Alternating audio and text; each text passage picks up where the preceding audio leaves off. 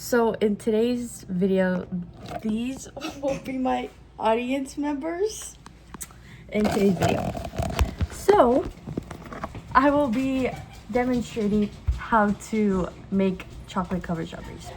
So today I have Hershey's chocolate, milk chocolate. You can use any chocolate really, any you prefer. I have five strawberries. They're kind of little, but that's all the store had. And then I have about 10 to 13 little blocks of chocolate in the bowl. That should be enough for these small strawberries, but it can vary.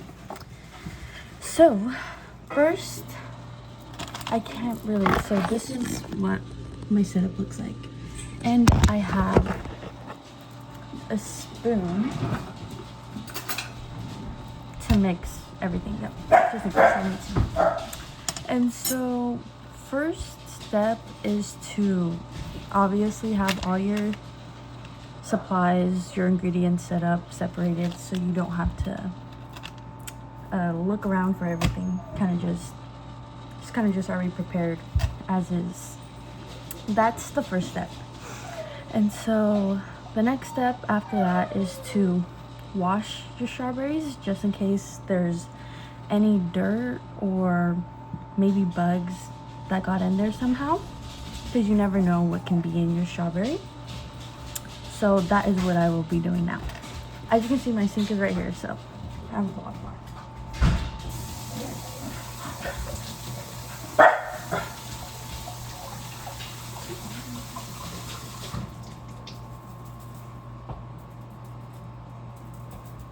I have a paper towel right here just to dry the strawberries.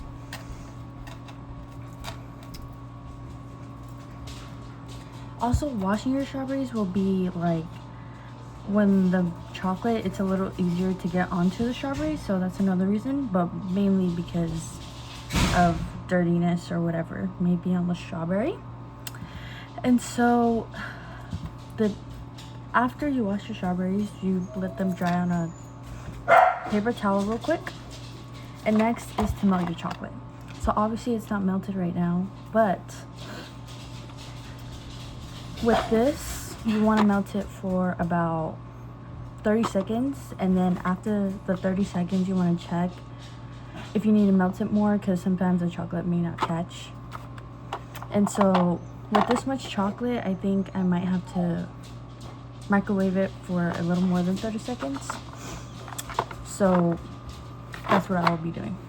And then I'll check every 30 seconds to see if I need to melt it more, or if it's good after the 30 seconds.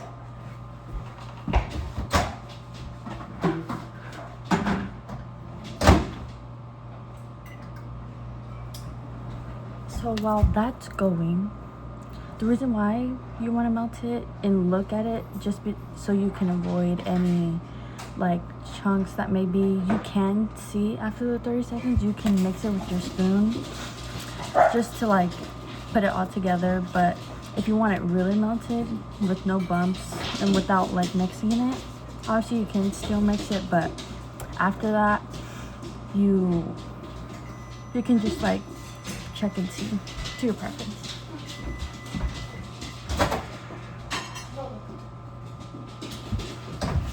So this is my chocolate after 30 seconds. Obviously it needs to be melted more, so that's what I would be doing.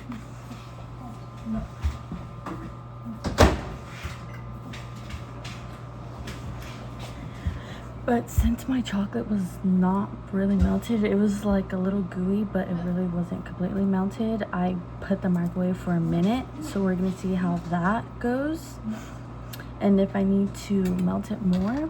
But with big batches of chocolate like that, you want to let it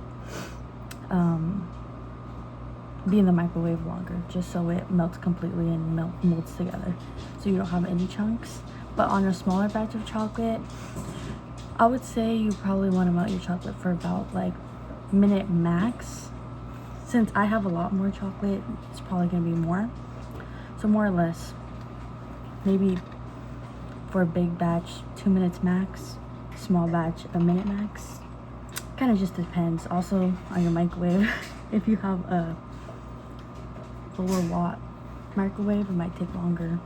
If you have higher, it might take less time than somebody's microwave.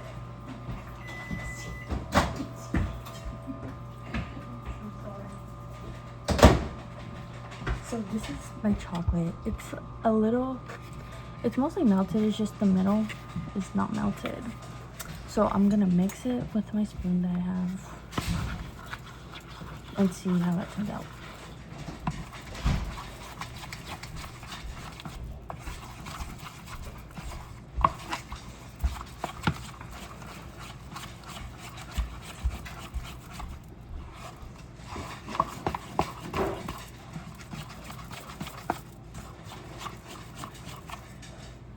So this is what it looks like. There's a little clumpiness inside, but that's just gonna be the way it is. But overall, like, it's pretty much melted.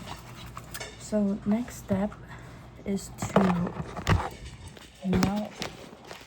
to dip the strawberries in. So you have this one, and you can just kind of just roll it around in the chocolate by the stem as much as you like.